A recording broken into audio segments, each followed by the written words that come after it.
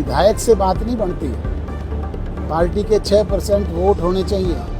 मिले हैं क्या 2 चुनावों में? कानूनी किसी विशेषज्ञ से पूछना कि वो इनेलो चश्मे का राइट रखती है क्या?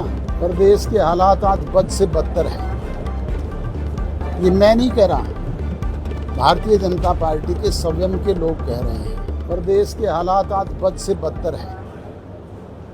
ये मैं नहीं कह रहा, भारतीय जनता पार्टी के स्वयं के लोग कह रहे हैं।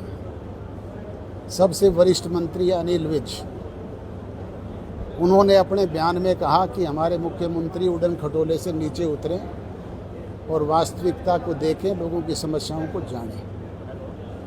दूसरे वरिष्ठ मंत्री हैं साउथ के राव नरबीर सिंह, उन्होंने ये कहा कि मुख्यमंत्री तो फोटो खिंचवाने में व्यस्त हैं, उनको इससे अलावा फुर्सत ही नहीं है। थोड़े समय के बाद उन फोटोओं पे लोग लात मारा करेंगे। इनके एमएलए और सांसद जो हैं वो स्वयं कहते हैं हमारी कोई बुक्कत ही नहीं, हमें कोई पहचानता नहीं, हमारे कहने पे कोई काम नहीं होते हैं। तो ये स्थिति इनके चुने हुए प्रतिनिधियों की है, सरकार में बैठे हुए लोगों की है। तो आम आदमी की क्या हालत होंगे आप स्वयं ही अंदाज़ा लगा सकते हैं। आज प्रदेश में कानून व्यवस्था का जनाजा निकला हुआ है। रोजाना लोग गोलियों से भूने जा रहे हैं, मारे जा रहे हैं। प्रदेश की सरकार शराब के ठेके तक नीलाम नहीं कर पा रही है, ठेकेदारों को गोलियों से उड़ाया जा रहा है। मुख्यमंत्री कहते हैं हम उन्हें सुरक्षा प्रदान करेंगे। अरे करोगे कब? मारने के बाद। रोज तो मर रहे हैं।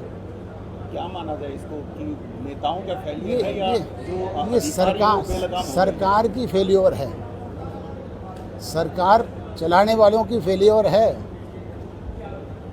अधिकारी तो वही है, कर्मचारी वही है। सरकार चलाने वालों की नीयत और नीति में खोट है।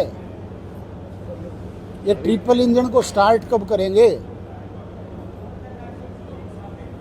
विपक्ष भी कहीं आवाज उठाता हुआ नहीं दिख रहा। काफी जगहों पर देखा गया है कि हालात बिगड़ते जा रहे हैं, लेकिन विपक्ष भी चुपचाप है। चुपचाप नहीं, जहाँ कोई मुद्दा आता है वहाँ पे हम इस चीज़ को उठाने का काम करते हैं। परसों चौथे भी हिसार में छात्रों पे लाठी चार्ज हुआ, उनके प्रजातांत्रिक अधिकारों का हनन हुआ। हमने वहाँ जाकर के लड़ाई लड़ने का काम किया कि नहीं किया?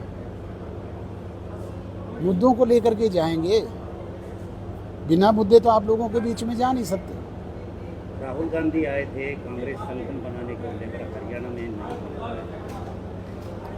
आज पार्टी के राष्ट्रीय नेता और अपोजिशन के लीडर को जरूरत आन पड़ी कि वो पार्टी के बुनियादी ढांचे का संगठन खड़ा करने का काम करें, और वो भी नहीं हो पा रहा है।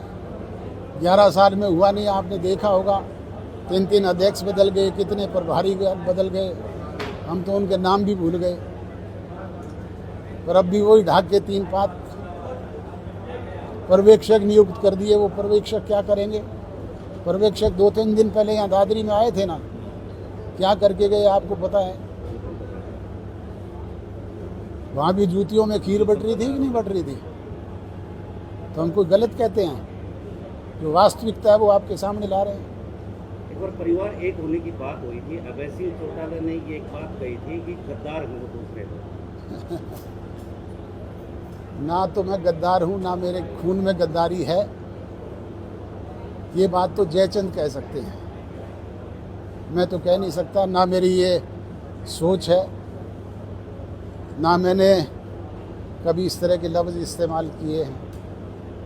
देवलाल की नीतियों की कौन सी पार्टी है जो किस तरह की मानते हैं आप? ये मैं नहीं कहता, प्रदेश की लोगों ने मोहर लगा करके साबित कर दिया है।